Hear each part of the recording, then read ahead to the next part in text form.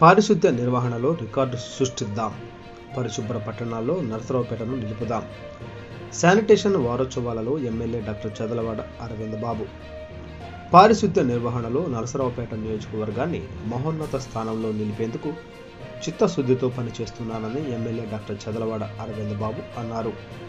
ఈ మేరకు నరసరావుపేట పట్టణంలోని 14, 34 వార్డులలో పారిశుద్ధ్య నిర్వహణ పనులు నిర్వహించారు.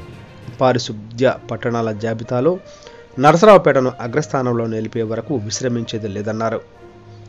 మున్సిపల్ కార్మికులతో కలిసి కాలువలు శుభ్రం చేశారు. వైసీపీ ప్రభుత్వం హయాంలో మొత్తం అవినీతేనని, చివరికి కాలువల్లో చెత్త తొలగింపు పనుల్లో కూడా దోచుకున్నారన్నారు. గోపిరెడ్డి శ్రీనివాసరెడ్డి అండతో కొంతమంది కాంట్రాక్టర్లు ప్రజల అవసరాలను పట్టించుకోవడం మానేసి జేబులు నింపుకోవడంపైనే శ్రద్ధ పెట్టారన్నారు.